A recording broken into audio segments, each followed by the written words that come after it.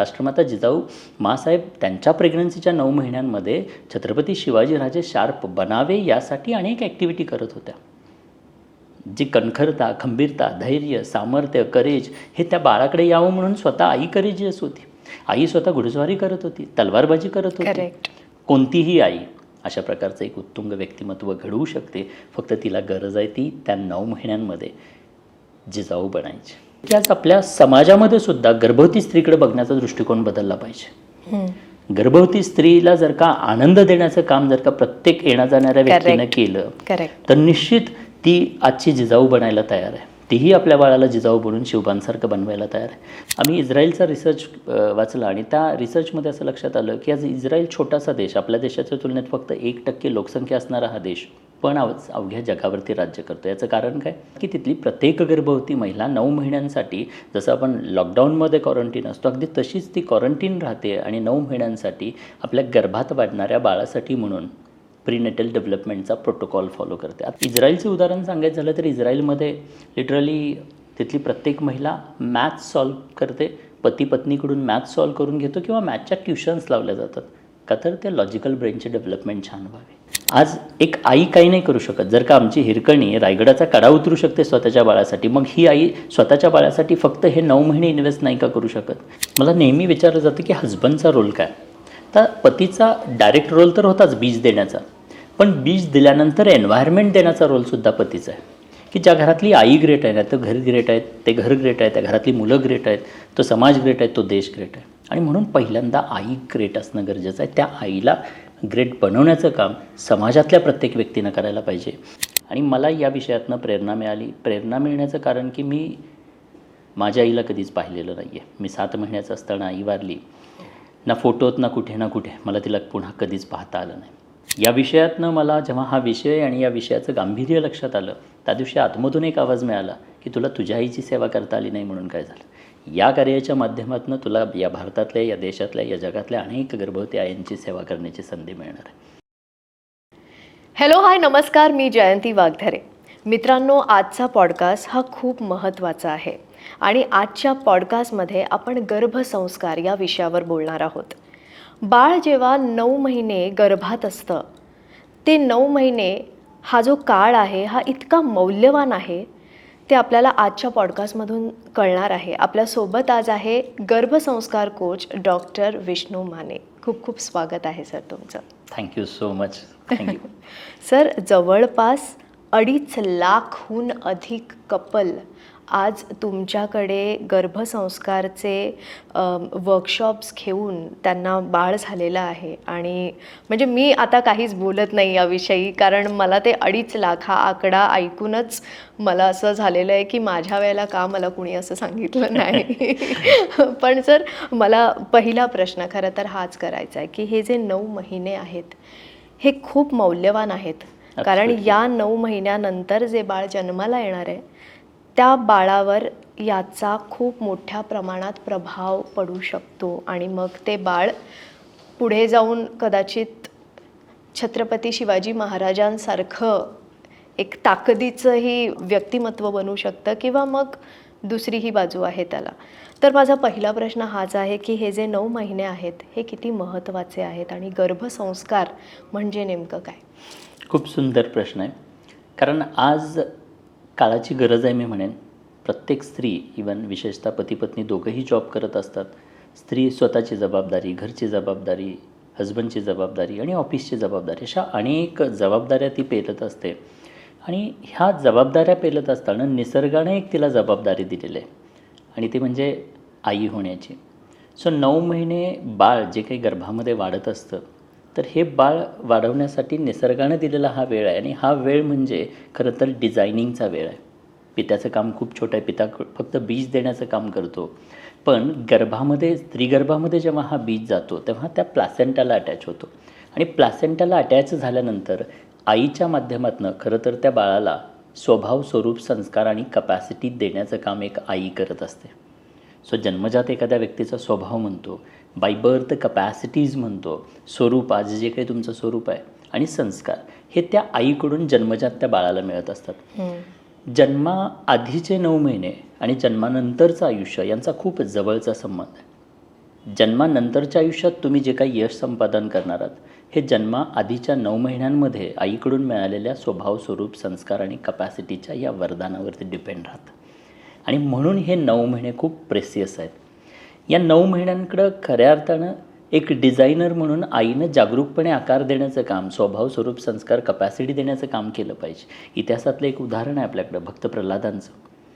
भक्त प्रल्हादांचे वडील कोण तर हिरण्यकश्यप म्हणजे राक्षस. एका राक्षसाचं बीज असताना सुद्धा जेव्हा ते स्त्रीगर्भामध्ये जातं आणि ती स्त्री स्वतःच्या इमोशन्समधून, आजूबाजूच्या त्या वातावरणामधून, आपल्या अंतर्गत वातावरणामधून त्या बाळाला साधुसंतांच्या आश्रमांचं ते वातावरण देते, आध्यात्मिक वातावरण देते.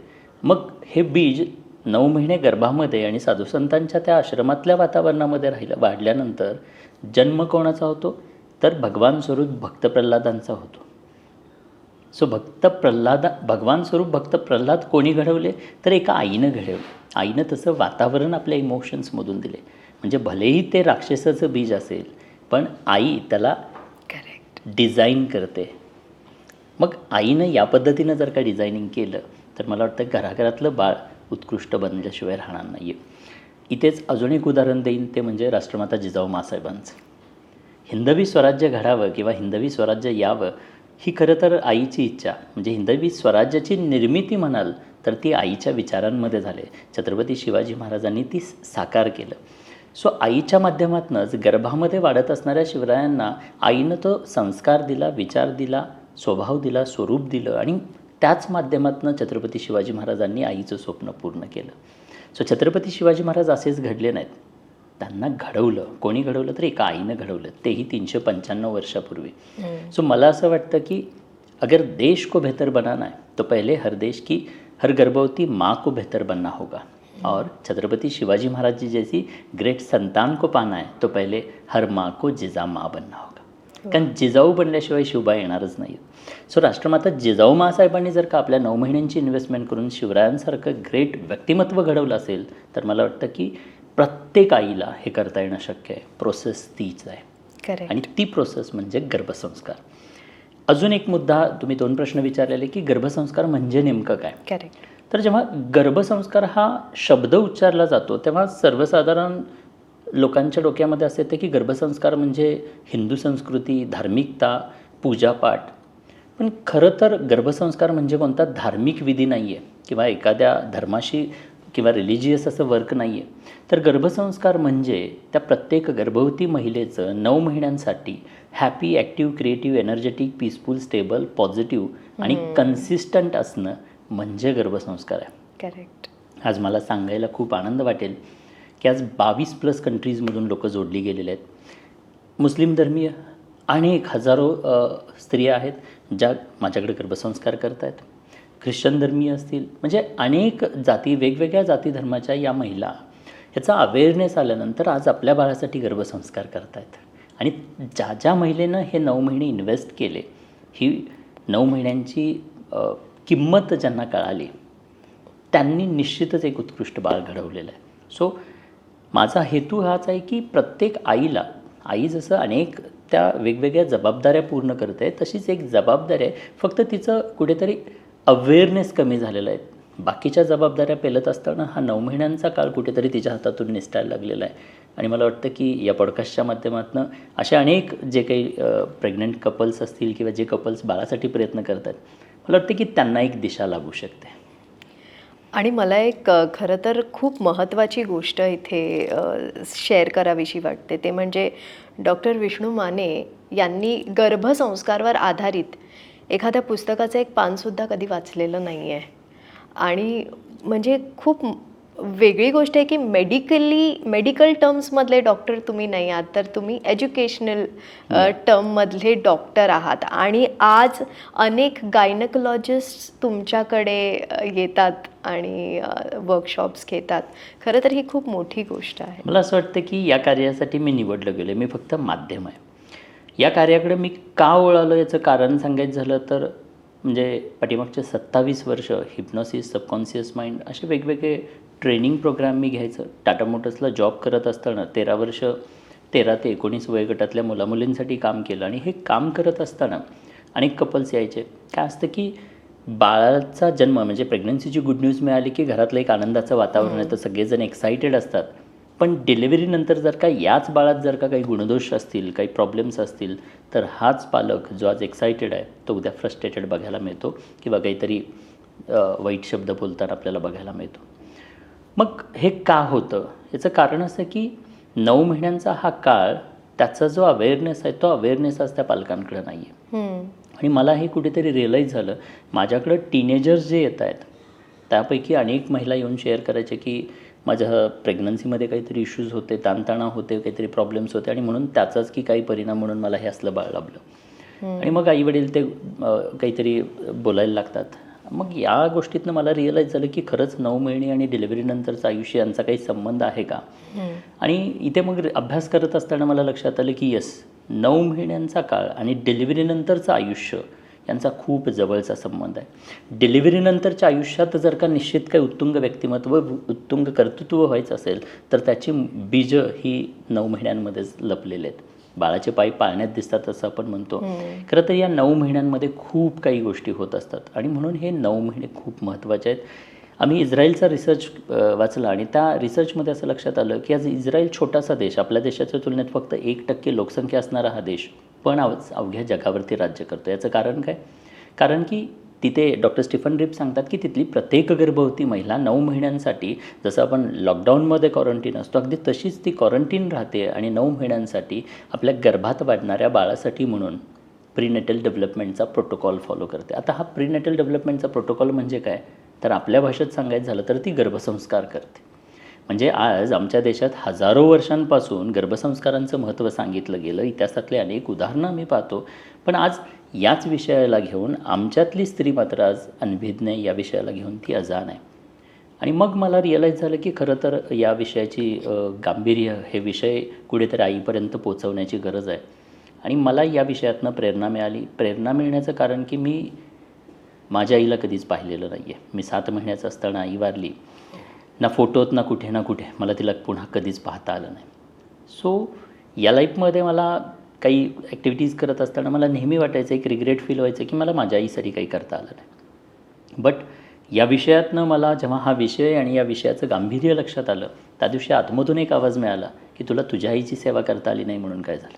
या कार्याच्या माध्यमातून तुला या भारतातल्या, या देशातल्या, या जगातल्या अनेक गर्भवती आईंची सेवा करण्याची संधी मिळणार आहे.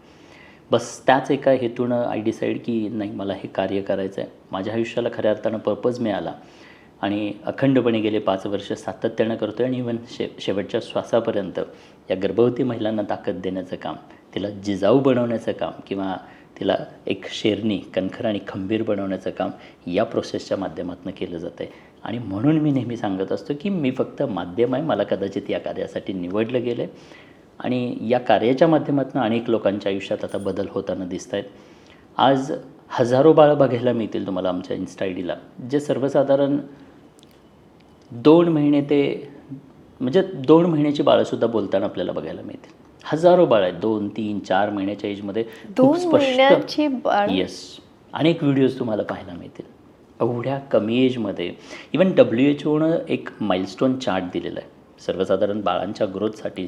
स्टँडर्ड तो चार्ट आहे WHOचा की ज्याच्यामध्ये कोणत्या एजमध्ये बाळानं काय केलं पाहिजे आणि त्या माइलस्टोनला जर तुमचं बाळ अचीव करत असेल याचा अर्थ तुमचं बाळ नॉर्मल आहे.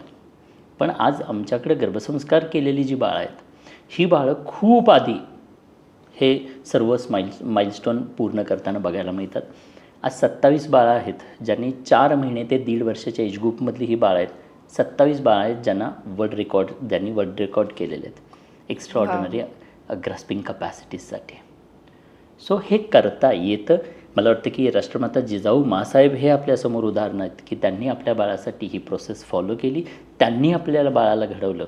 जर 395 वर्षापूर्वी जेव्हा आजसारखी तंत्रज्ञान नव्हतं, आजसारखी टेक्नॉलॉजी नव्हते, आजसारख्या फॅसिलिटीज नव्हत्या, त्यावेळेला जर काही एक पर्पज शोधून, निर्णय आणि निश्चय करून 9 महिन्यांच्या या जर्नीमध्ये प्रयास आणि परिश्रम करून छत्रपती शिवाजी महाराजांसारखं उत्तुंग व्यक्तिमत्व घडवू शकते, तर मला वाटतं कोणतीही आई अशा प्रकारचं एक उत्तुंग व्यक्तिमत्व घडवू शकते. फक्त तिला गरज आहे ती त्या 9 महिन्यांमध्ये जिजाऊ बनायची. करेक्ट. पण सर, आत्ताच्या महिलांविषयी जर आपण बोललो तर ती महिला घरी आपल्याकडे म्हणजे ज्या ऑफिस गोईंग विशेष करून वर्किंग वुमेन्स आहेत त्यांच्याविषयी म्हणते की त्या घरी नसतात, त्या म्हणजे गर्भवती असताना सुद्धा प्रेग्नन्सीमध्ये बरोबर. काम करतात, जॉब करतात, 9 to 5 करतात, ट्रेनमध्ये प्रवास करतात आणि त्या म्हणजे तशा खूप फ्रीली वावरतात. पण मग तो जो स्ट्रेस असतो किंवा ऑफिसमधले काही प्रॉब्लेम्स किंवा मग घरी येऊन पुन्हा तो सगळा पसारा, या सगळ्या गोष्टींचा जो स्ट्रेस असतो, जो मेंटल स्ट्रेस आहे, तो मग त्याचा प्रभाव ही बाळावर पडतो. निश्चितच होतो. मी जसं सांगितलं की पिता फक्त बीज देण्याचं काम करतो, पित्याचा रोल संपला. पिता बाहेरून त्या आईला हॅपी करण्याचं काम करू शकतो, पण डायरेक्टली बाळावरती पित्याचा प्रभाव होत नाही आहे. डायरेक्टली त्या आईच्या भावनांचा त्या बाळावरती प्रभाव होत असतो. कसा? तर पित्याकडून आलेला बीज जेव्हा स्त्रीगर्भामध्ये प्लासेंटाला जोडला जातो, तेव्हा तो त्या आईच्या शरीराचा हिस्सा बनतो. जसं की हा हात माझ्या शरीराचा हिस्सा आहे, मी एक आर्टिस्ट आहे किंवा काहीतरी मी वादक आहे, बट माझा जर का मूड नसेल, माझ्या इमोशन्स ठीक नसतील, तर माझ्याकडून काही क्रिएट होणार नाही आहे. करेक्ट. कारण माझा हात जरी असला तर तो काम नाही करणार आहे, बिकॉज माझा मूड ठीक नाही आहे. म्हणजे जसं माझ्या इमोशनचा माझ्या हातावरती परिणाम होतो आहे, अगदीच तसं ते बाळ आज स्त्रीच्या प्लासेंटाला जोडलं गेलेलं आहे, त्या तिच्या शरीराचा हिस्सा आहे ते, आणि तिच्या शरीराचा हिस्सा असल्याकारणानं तिच्या भावनांचा परिणाम डायरेक्टली त्या बाळावरती होतो. आणि काय परिणाम होऊ शकतो? परिणाम कशा पद्धतीने होतात? उदाहरणार्थ प्रेग्नन्सी म्हटलं की सर्वसाधारण हार्मोनल इम्बॅलन्सेस होणार आहेत. करेक्ट. हार्मोनल इम्बॅलन्सेस झाले की कुठेतरी राग, चिडचिड, चिडचिड. स्ट्रेस, टेन्शन, एन्झायटी, डिप्रेशन अशा काही इश्यूज होतात. पण या सर्व इश्यूंचा, उदाहरणार्थ एखादी आई आहे जी प्रचंड घाबरट आहे, प्रेग्नन्सीमध्ये प्रचंड घाबरलेलं आहे, प्रचंड स्ट्रेसमध्ये आहे, प्रचंड चिडचिड करते, प्रचंड हायपर होते, तर तशी त्या स्त्रीच्या माध्यमातून जन्माला आलेल्या बाळामध्ये सुद्धा आपल्याला ADHD, ऑटिझम अशा प्रकारचे काही इश्यूज बघायला मिळतात. सो हे कनेक्शन्स कसं आहे की आईच जर का त्या प्रेग्नन्सीच्या काळामध्ये पीसफुल, स्टेबल, पॉझिटिव्ह नसेल, तर त्या गर्भात वाढणाऱ्या बाळावरती सुद्धा तसाच परिणाम बघायला मिळतो. एक उदाहरणच द्यायचं झालं तर आज प्रेग्नन्सीमध्ये मेडिटेशन करायला हवं.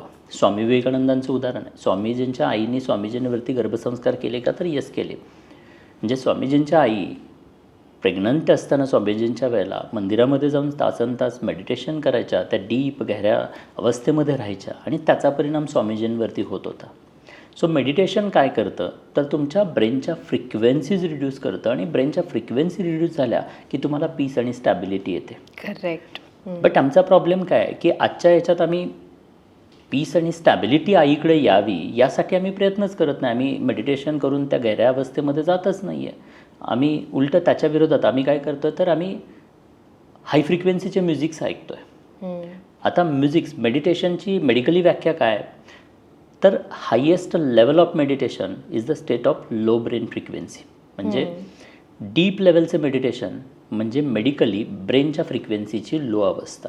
करेक्ट. आता ब्रेनच्या फ्रिक्वेन्सी लो अवस्था आली की ॲटोमॅटिकली तुम्ही पीस आणि स्टॅबिलिटीला जाता.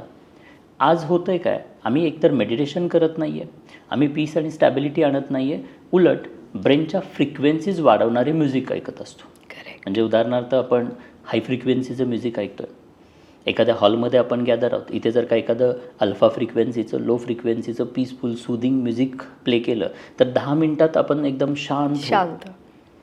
आणि जर का इथे DJ लावला तर आपण ग्रुप असेल तर डान्स करायला लागेल, अगदी उठून डान्स नाही केला तर बसल्या बसल्या ठेका तरी, हातपाय तरी हलवायला लागेल. Correct. So what happens medically इथे काय झालं, जेव्हा तुम्ही लो फ्रिक्वेन्सीचं म्युझिक ऐकता तेव्हा कानाच्या माध्यमातून त्या फ्रिक्वेन्सीज तुमच्या ब्रेनपर्यंत जातात, ब्रेनच्या फ्रिक्वेन्सीज रिड्यूस होतात, आणि जेव्हा ब्रेनच्या फ्रिक्वेन्सीज रिड्यूस होतात ॲटोमॅटिकली हातापायांच्या हालचाली बंद झाल्या, तुम्ही पीस आणि स्टॅबिलिटीकडे चालला.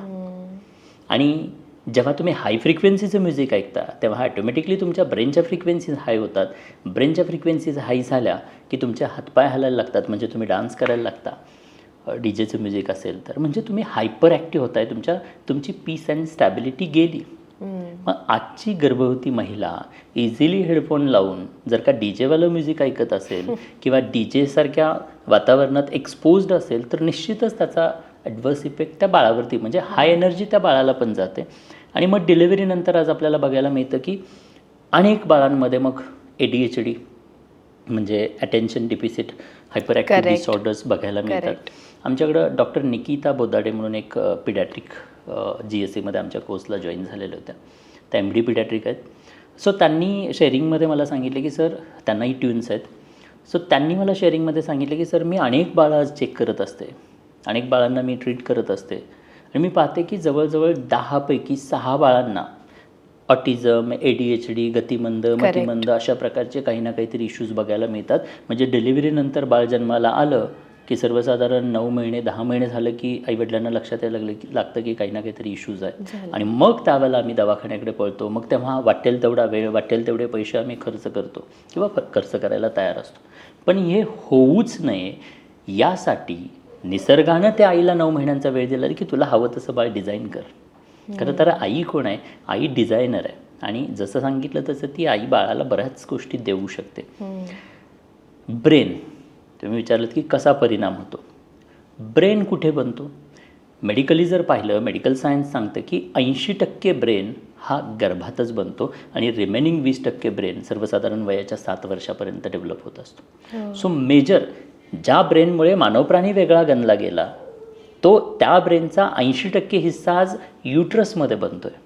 करेक्ट. 5 सेन्सरी ऑर्गन्स, ज्या सेन्सरी ऑर्गनच्या माध्यमातून हे बाळ या विश्वातलं ज्ञान ग्रहण करणार आहे. म्हणजे आपण म्हणतो ना, हे विश्व काय ज्ञानाचा महासागर आहे. जन्माला येणारं कोणतंही बाळ ज्ञान घेऊन येतं का? ते ज्ञान घेऊन येत नाही, तर ते ज्ञान घेण्याची इंद्रिय घेऊन येतं आहे. म्हणजेच हे 5 सेन्सरी ऑर्गन्स, ज्याला आपण कम्प्युटरच्या लँग्वेजमध्ये इनपुट डिव्हायसेस म्हणू. मग या इनपुट डिव्हायसेस कुठे बनत आहेत? तर आज गर्भात बनत आहेत. डोळे कुठे बनत आहेत? युट्रसमध्ये बनत आहेत. मग हे बनत असताना जागरूकपणे त्यासाठी जर का काही ॲक्टिव्हिटीज, त्यासाठी काही जागरूकपणे प्रयास केला, वेळ दिला गेला, तर निश्चितच ते बनणारी इंद्रियसुद्धा चांगल्या कपॅसिटीची बनणार आहेत. आणि जर कपॅसिटी चांगली असेल तर मग स्कूलच काय, स्कूलच्या बाहेर उभा राहूनसुद्धा इतिहास निर्माण करता येतो. डॉक्टर बाबासाहेब आंबेडकरांचं उदाहरण आहे, स्वामी विवेकानंदांचं उदाहरण आहे. सो आपल्याकडे आत्ता काय झालं आहे की आजचा जो 9 महिन्यांचा प्रेसियस टाईम आहे, तो वेळ द्यायला आम्हाला वेळ नाही आहे. आम्ही डिलिव्हरीनंतर वाटेल तेवढे पैसे, वाटेल तेवढा वेळसुद्धा द्यायला तयार आहोत. बट आज ते बनत असताना, उदाहरणार्थ तुम्ही घर बनवताय, सो तुमचं ड्रीम हाऊस तुम्ही बांधत असताना बनल्यानंतर तुम्ही फोकस कराल का बांधायच्या आधी ते बांधत असताना तुम्ही फोकस कराल? घराची क्वालिटी तुम्हाला हवं तसं घर जर बनायचं असेल तर ते बनत असताना, प्रोसेसमध्ये असताना तुम्ही लक्ष देणार आहात. करेक्ट. बनल्यानंतर तुम्हाला विशेष काही करता येणार नाही आहे. बनल्यानंतर तुम्हाला हवं तसं नाही बनलं तर पश्चाताप करावा लागतो. करेक्ट. इथेही तीच गोष्ट आहे. म्हणजे काय, आज आपण प्रोसेस दुर्लक्षित करतो आहे. कोणतीही उत्कृष्ट गोष्ट ही आपल्याला प्रोसेस आणि प्रोसेस, फक्त प्रोसेसमध्येच बदलता येते, बनवता येते. आणि मला वाटतं की बाळ बनण्याचा प्रोसेसचा कालावधी म्हणजे हा 9 महिन्यांचा आहे. एकदा का नाळ कापली की ते बाळ स्वतंत्र वाढणार आहे. ते बाहेरून न्यूट्रिएंट्स घेईल, फूड घेईल, जे काही घेईल, ज्ञान घेईल, जे हवं ते. म्हणजे डिलिव्हरीनंतर ना आपण फक्त सांगू शकतो, बदलायचं नाही बदलायचं त्या बाळाचा निर्णय असणार आहे. पण जोपर्यंत ते प्लॅसेंटाला जोडलेलं आहे ना, तोपर्यंत आपण बदलू शकतो, बदल घडवू शकतो. आणि म्हणून ते गर्भात असताना आईनं काम करणं गरजेचं आहे. एवढा हा प्रेसियस असा टाईम आहे. खरंच म्हणजे खरं तर या सगळ्या गोष्टींना कुठेतरी एक सायकोलॉजीचं कनेक्शन आहे. एक्झॅक्टली. आणि जसं तुम्ही म्हटलं सबकॉन्शियस आणि या सगळ्याच गोष्टींचा तो कनेक्शन मग नंतर आपल्याला त्या बाळावर दिसून येतं. येस. मी इथे तुम्ही सायकोलॉजीचं उदाहरण घेतलं किंवा विचारलं ना, एक खूप महत्त्वाची गोष्ट शेअर करू इच्छितो की भारतामध्ये आज गर्भवती स्त्रियांचा किंवा त्या कपल्सचा काही रोल आहे का, करतात का? तर येस करतात. नॉर्मली प्रेग्नन्सीची गुड न्यूज मिळाल्यानंतर हे कपल किंवा ती आई काय करते? पहिलं तर ती डाएट चेंज करते. हो. एखादं पुस्तक वाचते, एखादं पुस्तक तेही. त्यानंतर फार फार तर काय एक्सरसाइज करेल, योगा करेल किंवा बाळाची ग्रोथ व्यवस्थित होते का वीक वाईज हे मॉनिटर करण्यासाठी स्कॅनिंग्स करेल आणि गायनेकच्या सजेशन्सनुसार सप्लिमेंट्स, मेडिसिन्स घेईल. सो सर्वसाधारण मग ती गरीब असो, श्रीमंत असो, कोणीही असो, इव्हन गव्हर्नमेंटच्या माध्यमातून, गव्हर्नमेंट हॉस्पिटल्समधून सुद्धा ह्या सेवा मिळतात. म्हणजे भारतातली गर्भवती महिला या एवढ्याच सर्वसाधारण ॲक्टिव्हिटी करते. पण या ज्या ॲक्टिव्हिटीज आहेत, म्हणजे डाएट असेल, बेबीचं फिजिकल ग्रोथसाठी केले गेलेलं मॉनिटरिंग असेल, सप्लिमेंट्स असतील, मेडिसिन्स असतील किंवा तुमचे एक्सरसाइज असतील, हे खरं तर त्या बाळाच्या किंवा आईच्या फिजिकल ग्रोथला सपोर्ट करणाऱ्या ॲक्टिव्हिटीज आहेत. मग आम्ही फक्त फिजिकल ग्रोथला सपोर्टिव्ह ॲक्टिव्हिटीज जर करत असेल तर मग प्रश्न हा उरतो की बाळ फक्त शरीरानं जन्माला येते का? राईट. नाही ना. शरीरासोबत आतमधलं ते अंतर्गत व्यक्तिमत्व जन्माला येते, एक स्वभाव, ते आतमधलं व्यक्तिमत्व जन्म घेत असताना त्या अंतर्गत त्याला आपण म्हणतो इंटरनल जी पर्सनॅलिटी आहे, करेक्ट. मेंटल इमोशनल किंवा इंटलेक्च्युअल डेव्हलपमेंट आपण म्हणतो, करेक्ट. त्या मेंटल इमोशनल आणि इंटलेक्च्युअल डेव्हलपमेंटचं काय, त्याच्यासाठी आम्ही कामच नाही करत आहे. म्हणजे फक्त शरीरानं बाळं चांगली बनावी यासाठी आमच्यातली आई आज किंवा पिता ॲक्टिव्ह आहेत, पण मेंटल इमोशनल इंटलेक्च्युअल डेव्हलपमेंटच नसेल, भावनांनी भरलेलं ते भावना शून्य बाळ जर मिळालं, तसं नसलेलं बाळ जर मिळालं, तर मग करायचं काय.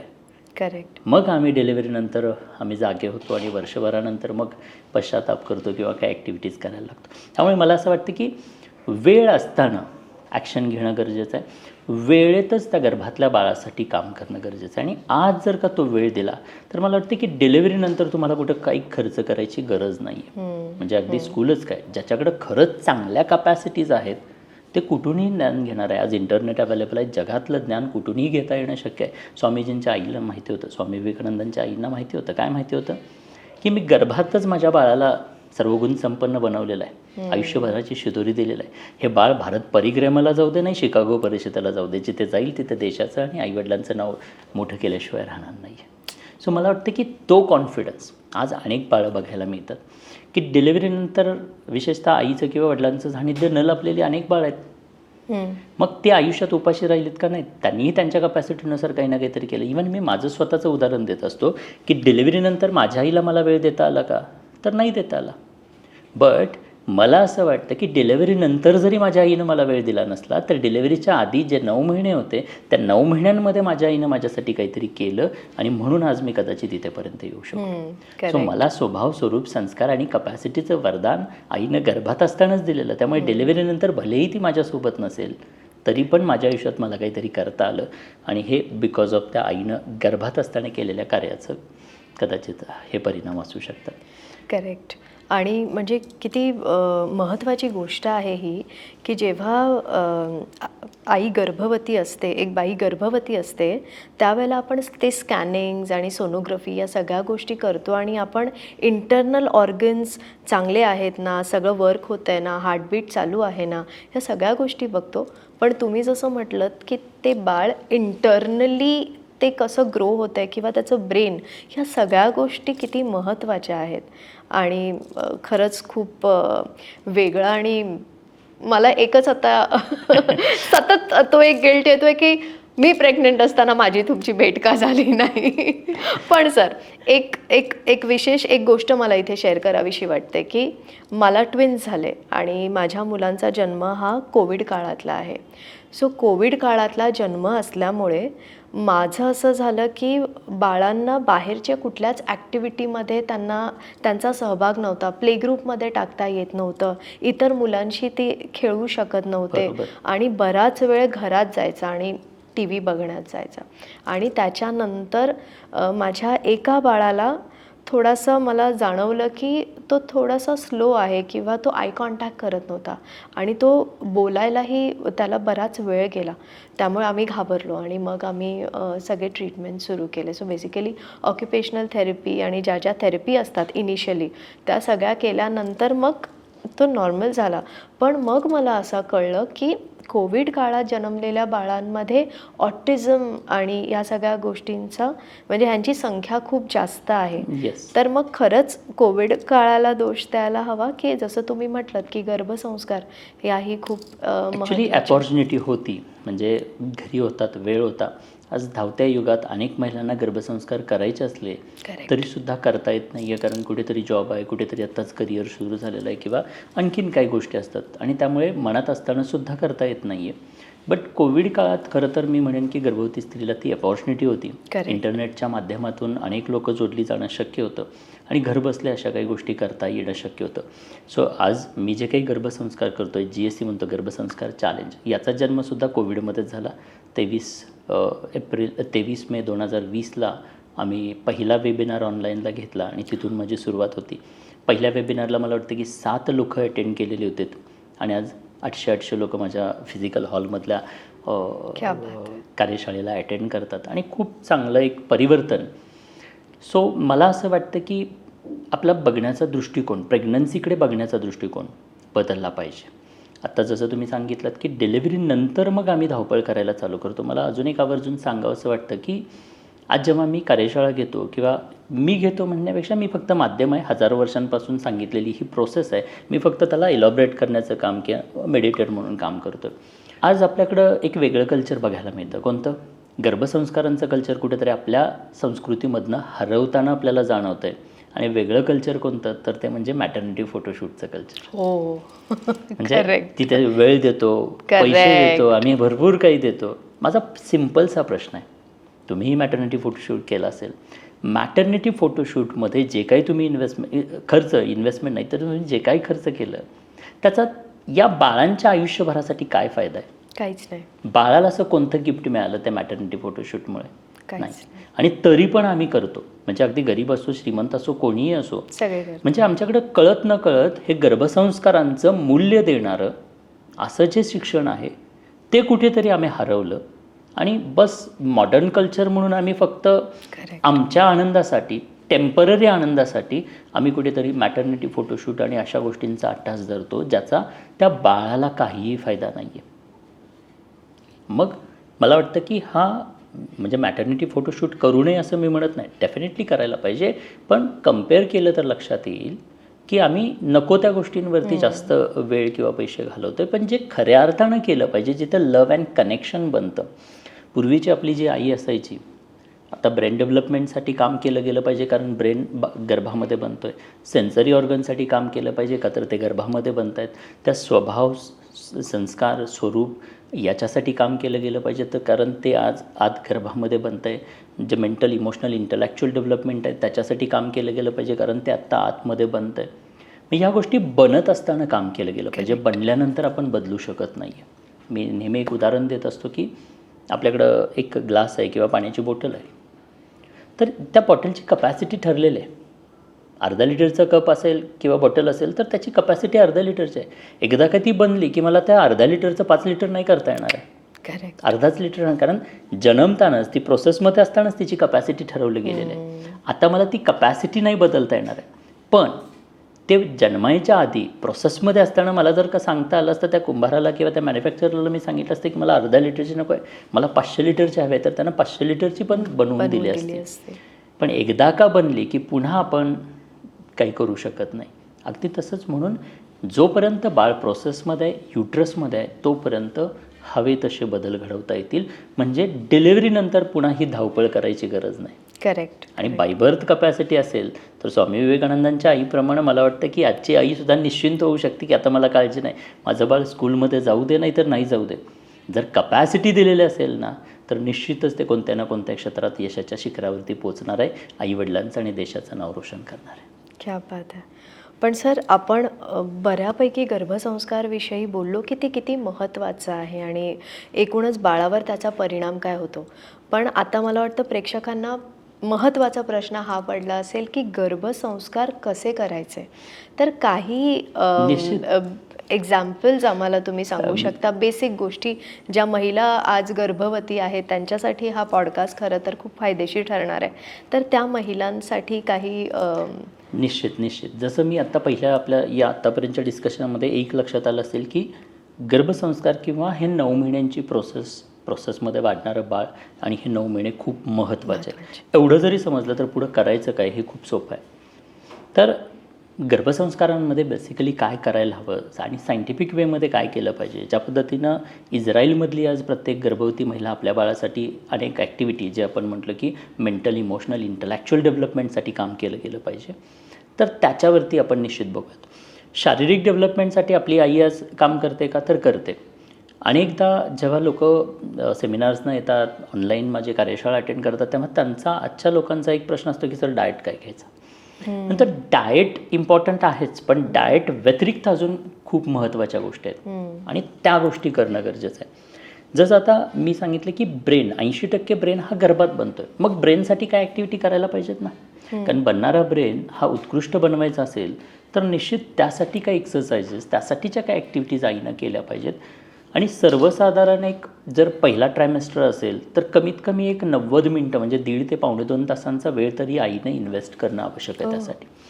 एक्झाम्पल म्हणून सांगायचं झालं तर ब्रेनसाठी काय केलं पाहिजे, तर ब्रेन हा माणसाच्या आयुष्यातला किंवा माणसाचा सगळ्यात महत्त्वाचा ऑर्गन आहे.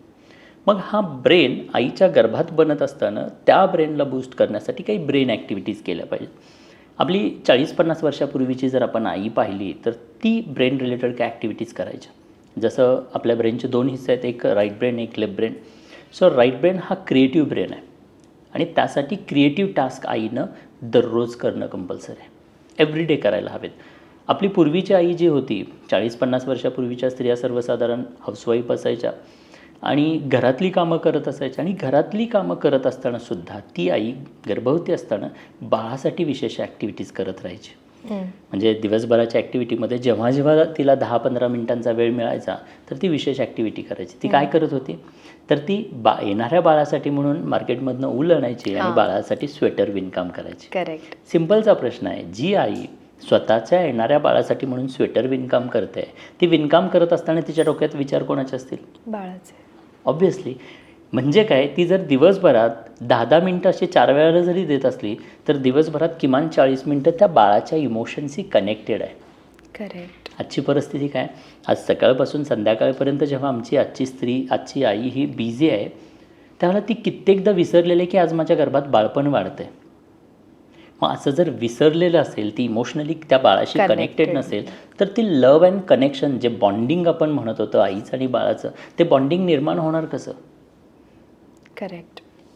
आई जेव्हा हातात ऊल घेऊन त्या बाळासाठी स्वेटर विणते तर ॲटोमॅटिकली तिच्या भावना त्या बाळापर्यंत पोचत आहेत, कारण बाळ तिच्या शरीराला जोडलेलं आहे. करेक्ट. मग हे लव अँड कनेक्शन तयार होण्यासाठी म्हणूनसुद्धा ही क्रिएटिव्ह ॲक्टिव्हिटी करणं गरजेचं आहे. त्याचप्रमाणे क्रिएटिव्ह ब्रेन, आज न्यूरॉन्सनी ब्रेन फॉर्म होतो आहे. सो जेवढ्या क्रिएटिव्हिटी कराल तेवढ्या ब्रेनच्या न्यूरॉन्स लेवलला त्याचं डिस्ट्रीब्युशन किंवा त्याच्या डेव्हलपमेंटला खूप मदत होणार आहे. करेक्ट. म्हणून राईट ब्रेनच्या काय ॲक्टिव्हिटीज असतील, जसं लेफ्ट ब्रेनच्या ॲक्टिव्हिटीज. आता लेफ्ट ब्रेन हा लॉजिकल ब्रेन आहे. सो लॉजिकल ब्रेनसाठी काय केलं पाहिजे, जसं चेस खेळलं पाहिजे, लॉजिकल ॲक्टिव्हिटीज असतील, चेस खेळलं पाहिजे, सुडोको असेल, पझल्स असतील किंवा मॅथ सॉल्विंग असेल. इस्रायलचं उदाहरण सांगायचं झालं तर इस्रायलमध्ये लिटरली तिथली प्रत्येक महिला मॅथ सॉल्व करते, पती पत्नीकडून मॅथ सॉल्व करून घेतो किंवा मॅथच्या ट्युशन्स लावल्या जातात, का तर त्या लॉजिकल ब्रेनचे डेव्हलपमेंट छान व्हावे.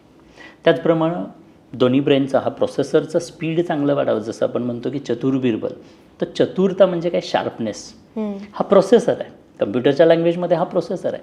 प्रोसेसरचं स्पीड चांगलं व्हायचं असेल तर त्या प्रोसेसरसाठी काम केलं गेलं पाहिजे आणि तो शार्पनेस येण्यासाठी तुमच्या राईट ब्रेन लेफ्ट ब्रेन दोन्ही ब्रेनवरती काम केलं गेलं पाहिजे. मग ती बाळं शार्प बनणार आहेत, त्यांच्याकडे शार्पनेस असणार आहे. छत्रपती शिवाजी महाराजांच्याकडे शार्पनेस होता का? येस, निश्चित होता. म्हणजे छत्रपती शिवाजी महाराज फक्त शरीरानं बलाढ्य होता असं नाही आहे, शरीरानं ते ॲव्हरेज होते, सर्वसाधारण होते, पण बलाढ्य अशा त्या अफजलखानाचा कोतळा बाहेर काढू शकले. कारण काय? कारण की त्यांच्याकडे ती चतुरता होती. करेक्ट. बौद्धिक क्षमता खूप आईनं तीक्ष्ण बनवलेल्या होत्या. आई म्हणजे राष्ट्रमाता जिजाऊ माँसाहेब त्यांच्या प्रेग्नन्सीच्या 9 महिन्यांमध्ये छत्रपती शिवाजीराजे शार्प बनावे यासाठी अनेक ॲक्टिव्हिटी करत होत्या. जी कणखरता, खंबीरता, धैर्य, सामर्थ्य, करेज हे त्या बाळाकडे यावं म्हणून स्वतः आई करेजियस होती. आई स्वतः घुडस्वारी करत होती, तलवारबाजी करत होती. करेक्ट. म्हणजे युद्ध करण्याचे क्रेविंग्स होत होते. आणि आज आमच्या स्त्रियांना आत्ताच्या परिस्थितीमध्ये काय होतं तर आता क्रेविंग कशाचे होतात तर समोसा, पाणीपुरी, बस. म्हणजे ते धैर्य, करेज आईकडेच, मुळात आईच जर गिवअप केलेले असेल करेक्ट तर मग त्या निश्चित त्या गोष्टींचा त्या बाळावरती परिणाम होणार आहे. आणि म्हणून या जर्नीकडं वेगळ्या पद्धतीनं पाहिलं पाहिजे. हा झाला ब्रेनबद्दलचा भाग. अगदी तसंच सेन्सरी ऑर्गन्स डेव्हलप होत आहेत. मग सेन्सरी ऑर्गन्ससाठी सुद्धा वेगवेगळ्या अनेक ॲक्टिव्हिटीज करता येतात. मग त्या ॲक्टिव्हिटी जर तुम्ही करत राहिलात, त्याच्यातली जर कन्सिस्टंटली ठेवलीत तर खूप चांगला परिणाम होतो. हा झाला आईच्या डायरेक्ट ॲक्शनचा परिणाम. त्याचबरोबर आम्ही ज्या पद्धतीने इस्रायलचा अभ्यास केला, इस्रायलमध्ये ज्या पद्धतीनं घराघरातल्या त्या स्त्रीला मदत केली जाते, तसं आज आपल्याकडं वातावरण आहे का?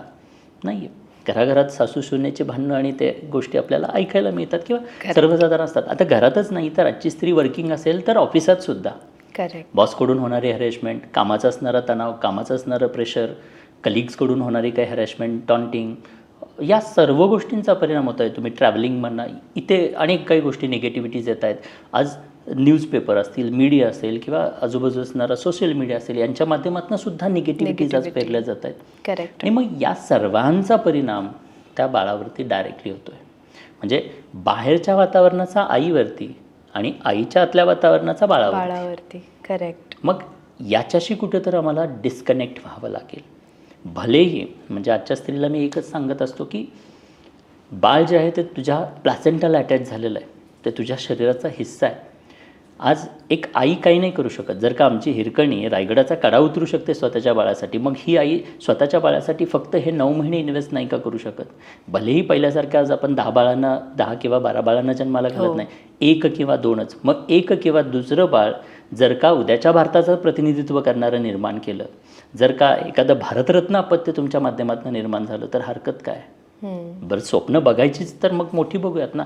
छोटंसं स्वप्न फक्त वंश वाढवण्यासाठी बाळ, व्हॉट इज दिस? म्हणजे किंवा आई पण अनुभवायचं आहे म्हणजे स्वतःच्या आनंदासाठी म्हणून बाळ, म्हणजे जन्माला आल्यानंतर त्या बाळानं या जगाचे धक्केच खायचे आहेत. जर का असं काहीतरी व्यक्तिमत्व घडवण्याची संधी नेचरनं या आईला दिलेलं आहे, तर मग ही आई जागी कधी होणार? ती कधी पेटून उठणार? ती कधी जिजाऊ बनणार? आणि ती जर का अशी पेटून उठली तर मला खात्री आहे की उद्याचा भारत बदललेला असेल.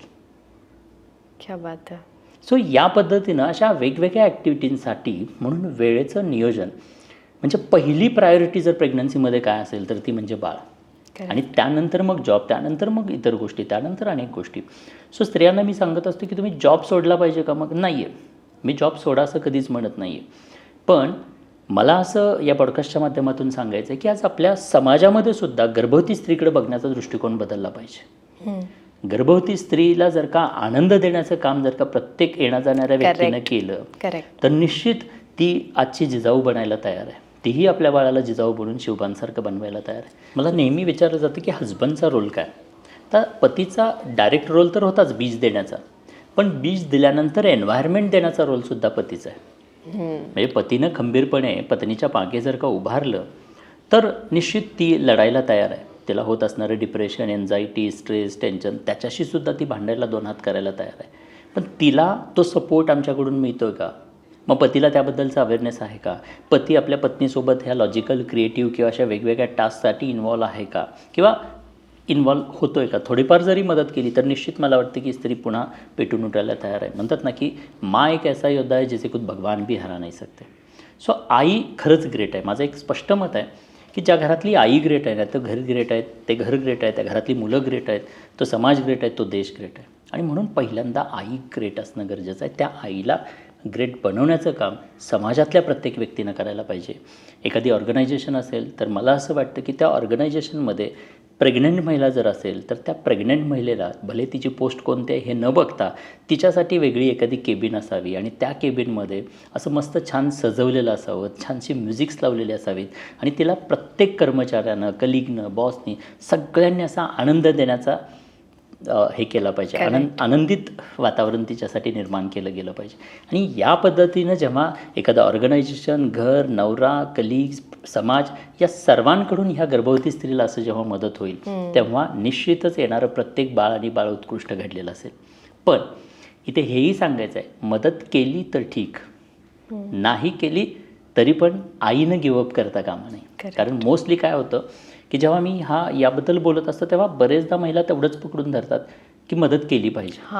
केली तर इट्स वेल अँड गुड, करायलाच पाहिजे, बट नाही केली म्हणून रडत नाही बसायचं आहे. कारण रडली तर निश्चित त्या गर्भातल्या बाळावरती परिणाम होणार आहे, म्हणजे तुझ्या स्वतःच्या बाळावरती परिणाम होणार आहे.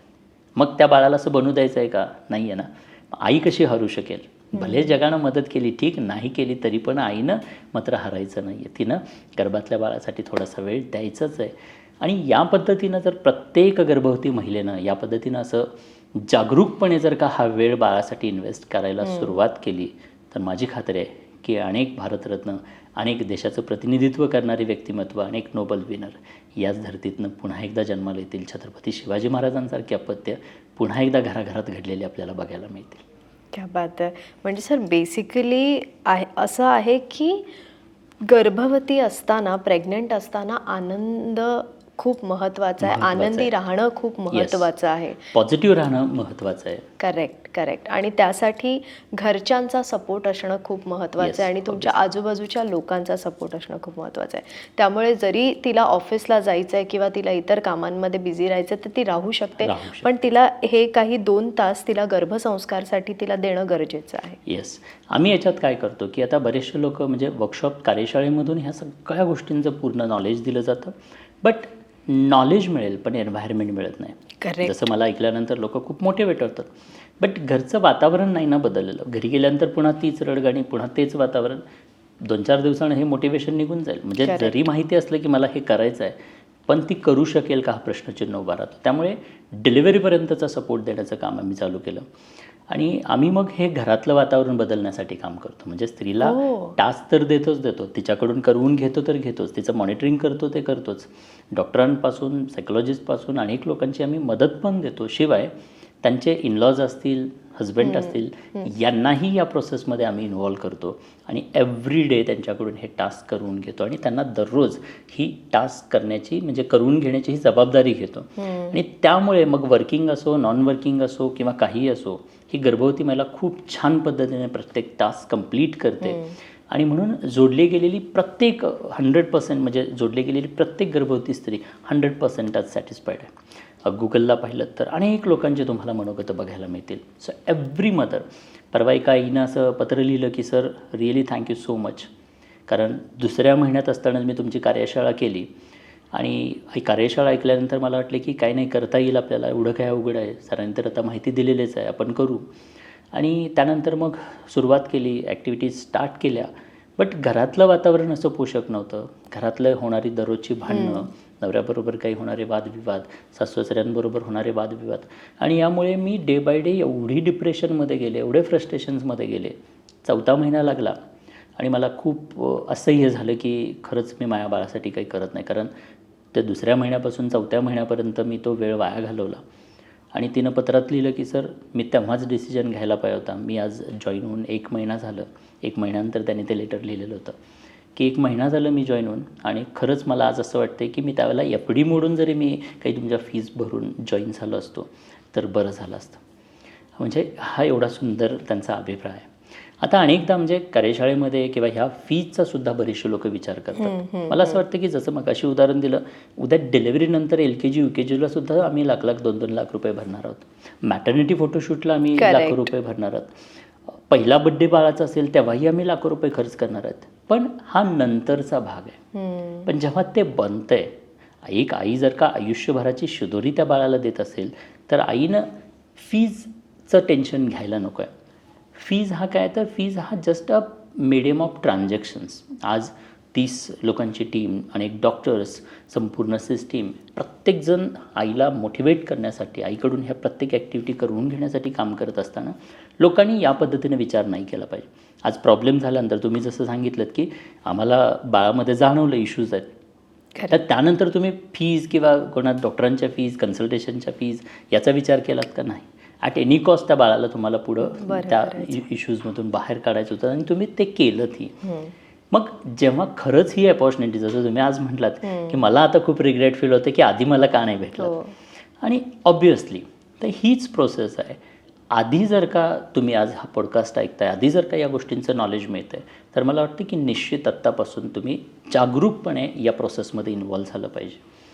याला एक्सटेंडेड पार्ट अजून एक प्रश्न असतो, त्याचंही उत्तर मी देईन की बरेचदा जेव्हा आज आपल्याला जेव्हा ऐकतील लोक, कदाचित कोणी 8व्या महिन्याचं प्रेग्नंट असेल, कोणी 9व्या महिन्याचं प्रेग्नंट असेल, कोणी प्लॅनिंगमध्ये असेल, तर 8व्या-9व्याच्या प्रेग्नंट असणाऱ्या लोकांना काय वाटतं की सर मग रिग्रेटेड फील होतं की आज आम्ही वेळ वाया घालवला, आता माझ्याकडे एवढाच वेळ आहे. करेक्ट. सो या लोकांना सुद्धा मी नेहमी सांगत असतो की जो बीत गया, जे गेला त्याचा विचार करत राहिला तर आज जे हातात राहिलेले मौल्यवान क्षण आहेत तेही हातातनं निघून जातील.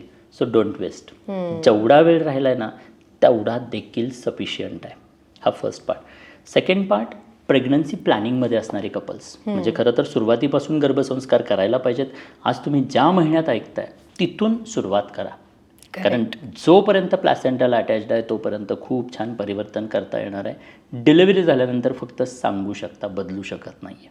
त्यामुळे आज जो कोणता मंथ असेल, जो काही ड्युरेशन्स असेल, राहिलेला वेळ इन्व्हेस्ट करा. दिस इज वन थिंग. आणि प्रेग्नन्सी प्लॅनिंगमध्ये असणारी लोक, कारण 16 संस्कार हिंदू संस्कृतीमध्ये सांगितले जातात. 16 संस्कारांमध्ये पहिला संस्कार येतो तो म्हणजे बीजसंस्कार, दुसरे येतात ते गर्भसंस्कार आणि शेवटचे येतात ते अंत्यसंस्कार. सो सुरुवात जी होते लाईफची ती बीजसंस्कारांपासून चालू होते. आत्ता होतं काय, अनेक कपल्समध्ये आपण इन्फर्टिलिटीचे प्रॉब्लेम्स पाहतो आहे. इवन कन्सिव्ह झाल्यानंतर मिसकॅरेजेसचं प्रमाण प्रचंड आहे. सो हे जर का व्हायचं नसेल तर खऱ्या अर्थानं सुरुवात ही बीजसंस्कारांपासून व्हायला पाहिजे. आमच्याकडे आज इन्फर्टिलिटीचे इश्यूज असणारे, अनेकदा IUI IVF असे फेल झालेले असे अनेक हजारो कपल जोडली गेलीत. बीजसंस्कारांपासून सुरुवात केली तर बीजसंस्कारांपासून सुरुवात केली तर पुढे जाऊन असे काही इश्यूज आणि अडथळे होण्याचे चान्सेस खूप कमी आहेत. आणि त्यामुळे बीजसंस्कारांपासून सुद्धा सुरुवात करता येणं शक्य आहे जर तुम्ही प्रेग्नन्सी प्लॅनिंगमध्ये असाल. तर योग्य नियोजन केलं तर उत्कृष्ट यश अचीव करता येतं. म्हणतात ना की म्हणजे आपण पूर्णपणे भान विसरून किंवा भान ठेवून नियोजन केलं पाहिजे आणि बेभान होऊन ते आपण अंमलात आणलं पाहिजे. करेक्ट. सो भान ठेवून नियोजन केलं पाहिजे. मराठ्यांच्या खरं तर छत्रपती शिवाजी महाराजांच्या इतिहासाचं खरं तर त्यांच्या यशाचं गमक काय तर ते भान ठेवून प्लॅनिंगवरती वेळ द्यायचे आणि बेभान होऊन युद्ध करायचे, ते अंमलात आणायचे आणि म्हणून ते यशस्वी होते. तर तसं प्रेग्नन्सीमध्ये सुद्धा भान ठेवून जागरूकपणे हा वेळ त्या बाळासाठी इन्व्हेस्ट करावा. आणि जर तो केला तर यातनं हार्म असा काही नाही आहे किंवा इथे काही तुमचा फार मोठा खर्च होतो आहे असंही नाही आहे. फक्त जागरूकता, फोकस, 9 महिन्यांची प्रायोरिटी म्हणजे पहिली प्रायोरिटी म्हणजे बाळ. आणि याच्या व्यतिरिक्त म्हणजे जॉब करायचा आहे, करिअर करायचं आहे, काय करायचं आहे अवश्य करा. आईला मी नेहमी सांगत असतो की prioritise your work. Prioritise your work म्हणजे काय, जॉब सोडायची गरज नाही आहे, पण घरातली दोन्ही भांडी म्हणजे जे आपण नॉन व्हॅल्यू ॲडेड वर्क जे म्हणतो ते डेलिगेट करता येणार आहे. ते डेलिगेट करा. आज तुम्ही पैसे कमवताय ना, 4 पैसे एखाद्या मेडला जातील, एखाद्या बाईला जातील, तिला ही नॉन व्हॅल्यू ॲडेड वर्क तुम्ही आज डेलिगेट करू शकता आणि उरलेला जो वेळ आहे तो वेळ त्या गर्भातल्या बाळासाठी तुम्ही इन्व्हेस्ट करू शकता. कारण हा वेळ या बाळाच्या आयुष्यात पुन्हा कधीही परत येणार नाही. एकदा डिलिव्हरी झाली आणि बाळामध्ये प्रॉब्लेम्स आढळत आहेत म्हणून त्या बाळाला पुन्हा 1 मिनिटसुद्धा तुम्हाला पुन्हा युट्रसमध्ये आणता येणार नाही. लाखो करोडो रुपये देऊन आणता येणार नाही. करेक्ट. म्हणजे आज संधी आहे ना, तर मग पहिली ॲक्शन घ्या आणि त्या बाळासाठी हा वेळ इन्व्हेस्ट करा.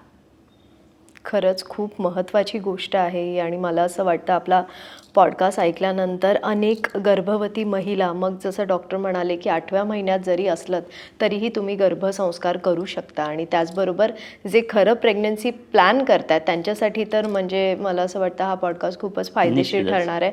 कारण तुम्हाला जर एक हेल्दी बाळ, एक हॅपी बाळ आणि पुढे जाऊन भारताचं प्रतिनिधित्व करणारं जर बाळ हवं असेल तर मला वाटतं ही प्रोसेस लवकरात लवकर सुरू केली पाहिजे.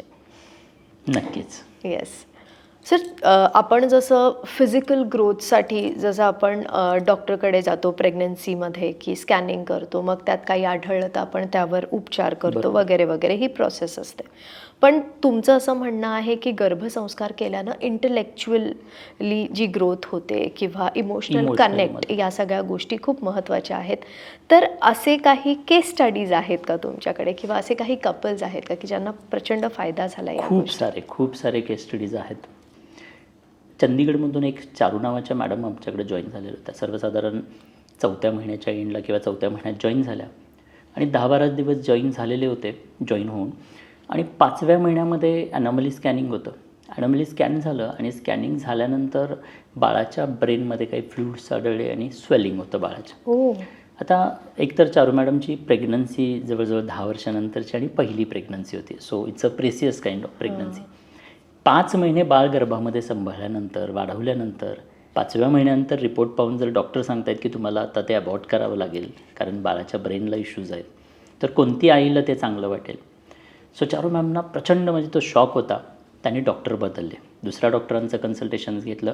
दुसऱ्या डॉक्टरांनी रिपोर्ट पाहिले आणि सांगितले की बाळाच्या ब्रेनलाच इश्यू आहे, तर पुढे कंटिन्यू करण्यात काही अर्थ नाही, तुम्हाला अबॉर्ट करावं लागेल. सो आई प्रचंड रडायला लागली आणि त्या कंडिशनमध्ये मला कॉल केला की सर खरंच काही मदत होईल का, काय होऊ शकेल का, रिपोर्ट्स असे आलेले आहेत.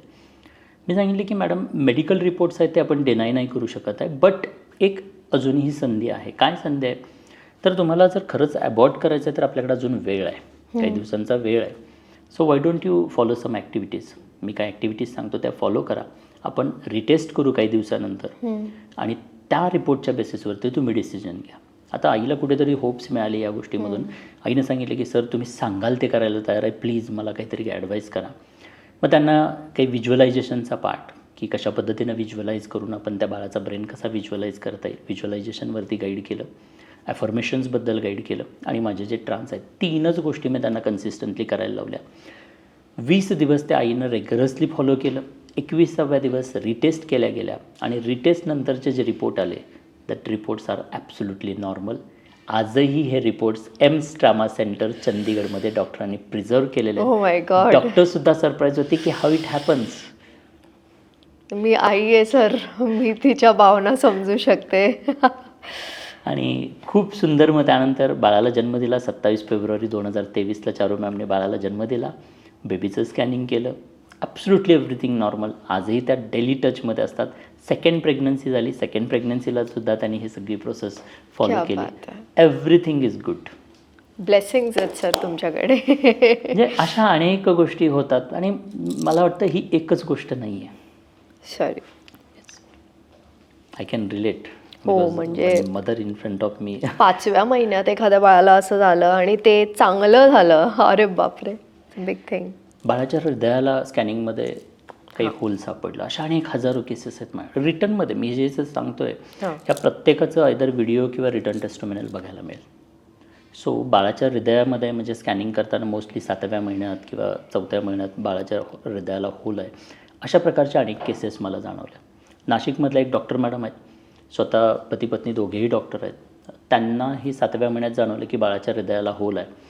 आता 7व्या महिन्यात समजल्यानंतर तुमच्याकडे काही ऑप्शन नाही आहे, कंटिन्यू तर करायचंच आहे. आई घाबरली, वडील घाबरले. आता मेडिको असल्यामुळे जास्त घाबरले बिकॉज त्यांना त्या टर्म्स माहिती होत्या.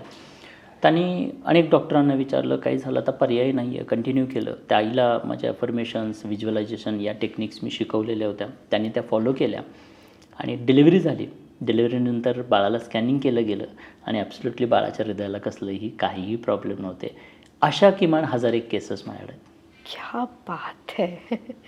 मग खरंच हे मला नाही माहिती याला काय म्हणू शकतो आपण, हे मॅजिक आहे. मॅजिक नाही आहे. मला असं वाटतं की आपल्या शरीरामध्ये नवनिर्माण करण्याची क्षमता आहे. तुम्हाला Correct. एखादा मच्छर चावला, व्हायरसेस आले तर त्याच्या अगेन्स्ट फाईट करण्यासाठी अँटीबॉडीज क्रिएट आपोआप होतात.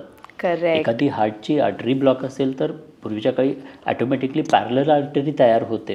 हे शरीर नवनिर्माण करण्याची क्षमता शरीराकडे आहे. आज युट्रसमध्ये बाळ वाढतं आहे तर ते बाळ कोणी बाहेरचा फॅक्टर येऊन वाढतं आहे का? नाही आहे. त्या आईच्याच शरीरातल्या काही सेल्स जात आहेत, त्या बाळाला जोडल्या जात आहेत आणि बाळाचं शरीर फॉर्म होतं आहे. म्हणजे बाळाला बनवण्याची प्रक्रिया पूर्णपणे त्या आईचंच अंतर्गत ॲटॉनॉमस सिस्टीम जे आहे त्या पद्धतीने त्या युट्रसमध्ये होतं आहे. बाहेरून कोणी त्याला ऑपरेट नाही करत आहे, ती आईच करते. तिचं सबकॉन्शियस माइंड करते, तिची ॲटॉनॉमस सिस्टीम करते. मग या आईनं जर का स्वतःवरती विश्वास ठेवला, Correct. या प्रोसेसवरती विश्वास ठेवला. आज जगभरामध्ये रॉन्डा बर्नचं पुस्तक असेल, मॅजिक असेल, you can heal your life, अशा प्रकारची बुक्स असतील. हे जगभरामध्ये या गोष्टी फॉलो केल्या जातात. आज भारतीय लोकंसुद्धा द मॅजिक आणि द सिक्रेट या पुस्तकं म्हणजे व्हिडिओज आणि हे लाखो करोडोनी विकले गेले किंवा वाचतायत, अनुभवत आहेत. मग हे उगीच फॉलो केलं गेलं का? त्याच्या पाठीमागं काहीतरी सायन्स आहे ना. म्हणजे माझं असं स्पष्ट मत आहे की दुसऱ्यावरती विश्वास ठेवण्यापेक्षा आधी स्वतःवरती पहिल्यांदा विश्वास ठेवा. You can create. सर, हा इतका महत्त्वाचा पॉडकास्ट आहे, विशेष करून त्या सगळ्या कपल्ससाठी जे बेबी प्लॅन करतायत किंवा त्या सगळ्या महिलांसाठी ज्या गर्भवती आहेत. फक्त महिलांसाठी नाही तर खरं तर नवरा बायको दोघांसाठी हे खूप महत्त्वाचं आहे, त्या संपूर्ण परिवारासाठी महत्त्वाचं आहे. पण आता एक महत्त्वाचा प्रश्न हा आहे की हे जे वर्कशॉप्स आहेत, ह्या ज्या कार्यशाळा आहेत, ह्या तुम्ही फिजिकली अटेंड करणं गरजेचंच आहे का? ऑफलाईन अटेंड करणं गरजेचंच आहे का? आणि जर तुम्हाला भेटायचं असेल किंवा तुमचे हे वर्कशॉप्स ऐकायचे असतील तर आत्ता तुमचे वर्कशॉप्स कुठे आहेत? तर त्या सगळ्या माहितीबद्दल आम्हाला जाणून घ्यायचं. खूप सुंदर प्रश्न. कारण अनेक महिला विचारतात. एक महत्त्वाचा प्रश्न त्यांच्या डोक्यात असं असतं की आम्हाला गर्भसंस्कार करायचे आहेत आणि फिजिकली घेत नाहीत का तुम्ही? कोणतं तुमचं सेंटर नाही आहे का? तर खरं सांगितलं तर फिजिकली घ्यायची गरज नाही. कारण मी जसं सांगितलं की गर्भसंस्कार म्हणजे कोणता तरी 1 दिवसांचा वर्कशॉप असू शकत नाही, किंवा एखादं पुस्तक वाचलं म्हणजे गर्भसंस्कार होतील का, तर नाही होणार, किंवा महिन्यातनं एखादा दिवस तुम्ही कार्यशाळा अटेंड केली म्हणजे गर्भसंस्कार झाले का, तर नाही झाले. गर्भसंस्कार ही 9 महिने 9 दिवस दररोज करायची ॲक्टिव्हिटी आहे, कारण बाळ हे दररोज तुमच्या गर्भामध्ये वाढतं. आणि मग दररोज जर ह्या ॲक्टिव्हिटी करायच्या असतील, आणि जर का गर्भवती स्त्रीला मी फिजिकली माझ्या एखाद्या सेंटरला बोलवत आहे, तर ते शक्य आहे का? अवघडलेल्या परिस्थितीमध्ये दररोज मी दिलेल्या वेळेला एखाद्या ठिकाणी पोचणं गर्भवती स्त्रीसाठी सोयीस्कर आहे का, तर नाही. त्यामुळे गर्भसंस्कार फिजिकली करणं तसं थोडंसं डिफिकल्ट आहे त्यांच्या ओव्हरऑल त्या परिस्थितीला पाहिलं तर. पण आज टेक्नॉलॉजीमुळे घर बसल्या आपल्याला हे दररोज करता येणं शक्य आहे. आज अमेरिकेतनं हजारो महिला जोडले गेलेले आहेत, दुबईमधून हजारो महिला गर्भसंस्कार करत आहेत. आपला आणि अमेरिकेचा टाईम जरी एक्झॅक्टली अपोजिट असला तरीसुद्धा अमेरिकेतली प्रत्येक महिला अगदी सहजपणे सगळं काही करते, कारण आम्ही जो करिक्युलम डिझाईन केलेला आहे तो एवढ्या सुंदर पद्धतीने डिझाईन केलेला आहे की प्रत्येक महिला, पहिली गोष्ट तर ती करतेच करते, म्हणजे तिला ॲटोमॅटिकली प्रोसेस तिच्याकडून करवून घेते.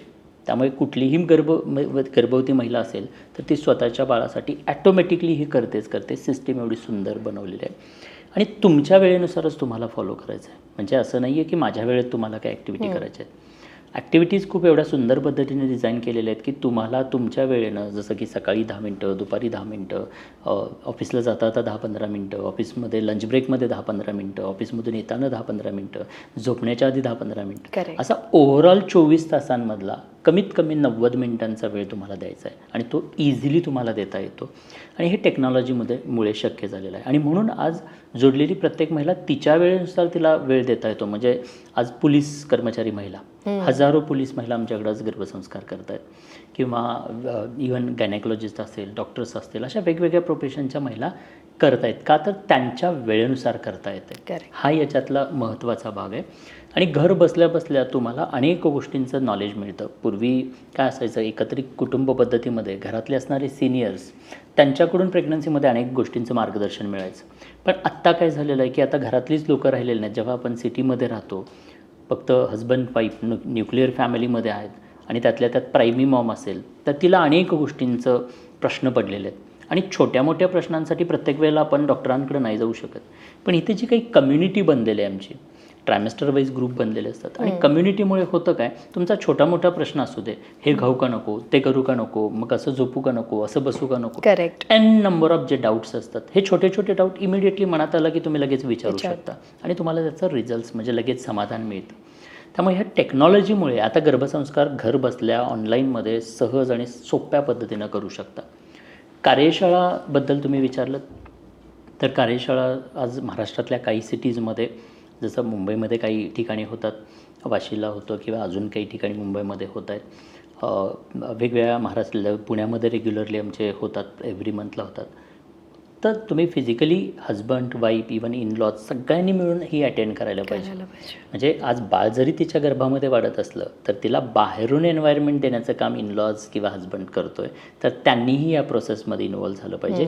तर फिजिकल कार्यशाळा होतात तिथे जर शक्य असेल तर त्यांनी तिथे अटेंड करावं, आणि नसेल तर ऑनलाईनच्या बेसिसवरती कंटिन्युअसली एव्हरी संडे कार्यशाळा सुरू असतात, सॅटर्डे संडे ऑनलाईनला सुरू असतात. तर ऑनलाईनला पण तुम्ही हे पूर्ण 9 महिन्यांची प्रोसेस अंडरस्टँड करून घेऊ शकता.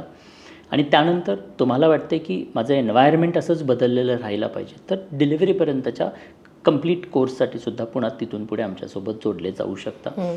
जेणेकरून म्हणजे कितीही निगेटिव्हिटी आली तर तुम्ही मात्र तुमच्या बाळासाठी शेवटपर्यंत पॉझिटिव्ह राहणार आहात. आणि खूप सुंदर सुंदर केस स्टडीज आहेत, म्हणजे अमेझिंग असे रिझल्ट्स आहेत. एका महिलेनं कारमध्ये डिलिव्हरी झालेली होती आणि तिथे सुद्धा ती सक्षमपणे आपल्या बाळाला जन्माला घालू शकले. असे खूप सुंदर सुंदर केसेस घडलेले आहेत. आणि आज अनेक महिलांचे मनोगत आहेत, अनेक महिलांचे ब्लेसिंग्ज आहेत. गुगलवरती पाहिलं तर हजारो महिलांनी त्यांची संपूर्ण जर्नी, ब्लेसिंग्स त्यांचे लिहिलेले आहेत. सो मला वाटतं की बस द्यायचं आहे. आणि माझं स्वप्न एकच आहे की येणाऱ्या 15 वर्षानंतर आजही जन्माला येणारे बाळं उद्याच्या भारताचं प्रतिनिधित्व करणार आहेत. एम एकच आहे, अनेक भारतरत्न मला या प्रोसेसच्या माध्यमातून घडवायचे आहेत. क्या बात आहे सर, म्हणजे हा खरंच खूप नोबल कॉज आहे. एक्झॅक्टली. आणि मला खरंच कौतुक या गोष्टीचं वाटतंय की तुम्ही मेडिकली डॉक्टर नसून तुम्ही एज्युकेशनली डॉक्टर आहात आणि दुसरी गोष्ट म्हणजे गर्भसंस्कार या पुस्तकाचं एक पानसुद्धा कधी तुम्ही वाचलेलं नाही आहे, पण आज असे केस स्टडीज आहेत तुमच्याकडे आणि इतकं प्रूव्हन केसेस आणि इतक्या पॉझिटिव्ह रिझल्ट्स आहेत की मला खरंच कौतुक वाटतं. आणि शेवट पुन्हा मी हेच सांगेन की तुम्ही मला आधी भेटला नाही, नाहीतर मलाही तुमच्याकडे गर्भसंस्कार करता आले असते. पण नक्कीच सर, अप्रतिम काम आहे हे आणि असेच करत राहा पुढच्या Yes. वाटचालीसाठी. तुम्हाला कदाचित खूप खूप आधी शुभेच्छा. भेटलो नाही, पण तुम्हाला नाही भेटलं, पण आज मला इथे इन्व्हाइट केलं. तुमच्या माध्यमातून अशा अनेक आयांना तुम्ही देताय, हे खरंय. महत्त्वाचं काम खरंय. तुमच्याकडून होतं आहे. आणि ही संधी मला दिली त्याबद्दल खरंच मनापासून धन्यवाद. कारण एक स्त्री एका स्त्रीचं दुःख किंवा एका स्त्रीच्या असणाऱ्या गोष्टी समजू शकते. Correct. आणि कदाचित म्हणून मगाशी तुम्हाला सुद्धा ते कुठेतरी टच झालं. सो आय फील की डेफिनेटली प्रयत्न तर निश्चितच प्रामाणिकपणे करतो आहे. एक आई घडेल माझं जे वाक्य आहे, निश्चित लक्षात ठेवा की अनेक भारतरत्न या माध्यमातून बनणार आहेत. अनेक अशी व्यक्तिमत्वाची आई घडवणार आहे. आणि आज आई बदलली तर देश बदलायला वेळ लागणार नाही आहे. आणि म्हणून स्त्री घडली पाहिजे. स्त्री खूप महत्त्वाची आहे. क्या बात आहे. थँक्यू सो मच आणि पुढच्या वाटचालीसाठी all the best. Thank you. Thank you.